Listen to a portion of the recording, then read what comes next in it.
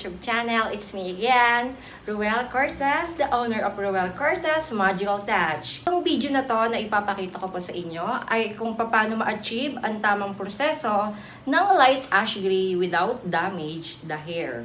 Malaman kung paano ito ma-achieve, please watch this until the end. Na worth it ba ang singil ko sa aking kliyente na 3,000 para sa kanyang ash gray pag ganitong buhok para na ma-achieve? Bago ko umpisahan itong palabas na ito at video na to, kung hindi ka pa nakakapag-subscribe at bago ka pa lang sa YouTube channel ko, please subscribe my YouTube channel, Rhuel Cortez Magical Creation. Get to subscribe, to click the notification bell para lagi kang update sa every week na hair tips sa pag-upload ko. Here again guys, ito na po ang buhok ng aking kliyente. Kung napapansin nyo po, blend na po ang kanyang buhok. Magandang senyales po ito para maumpisahan ko na ang pagbibilit sa kanyang buhok.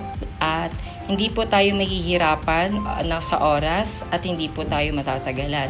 Dahil light na po ang kanyang buhok. So, ibig po sabihin, mas mabilis ma-achieve o mas mabilis magkulay at mapapabilis ang oras natin pag nag-apply na tayo ng bleach.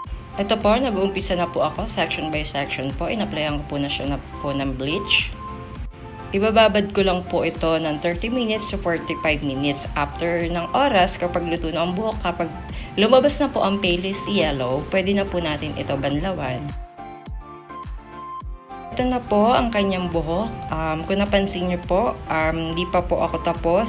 Pero may nagbago na po agad. Naging yellowish na po ang kanyang buhok. Pero hindi po ibig sabihin nito na babalnawan na po natin. Hilaw pa po ito. Kailangan pa natin mapalabas yung pinaka-yellowish ng buhok o palest yellow.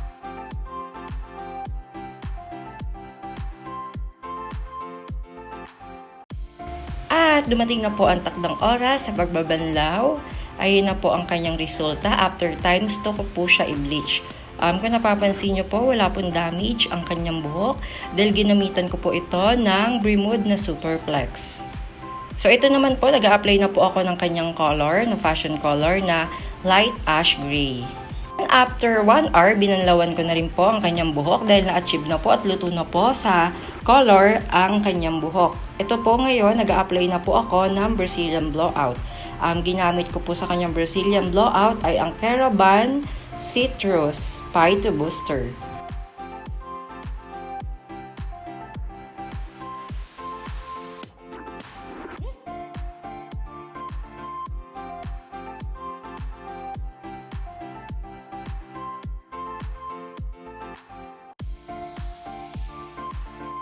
Then, after 45 minutes po, binalower ko na rin po siya.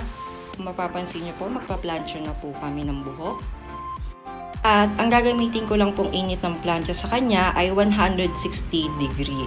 Dahil kapag hindi po natin kailangan ng masyadong mainit dahil mawawala po yung color or magwawash agad at sumasama po ito sa usok, nawawala agad. Lagi po natin tatandaan, hindi po natin kailangan ng mainit na plancha dahil isa rin po ito sa nakaka-damage sa buhok.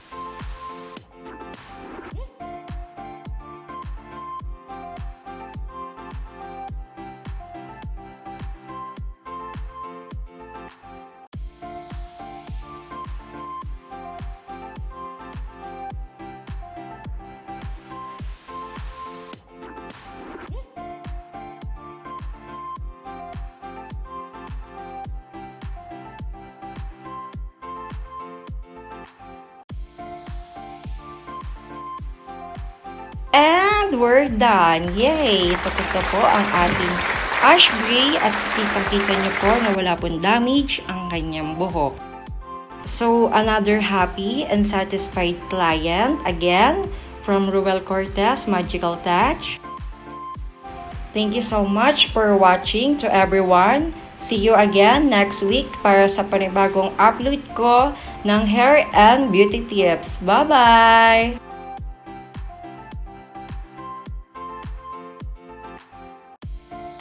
Again, kung bago ka pa lang sa YouTube channel ko, please like, share, and comment down below. At syempre, don't forget to subscribe and click the notification bell para lagi kang update sa every week na upload ko.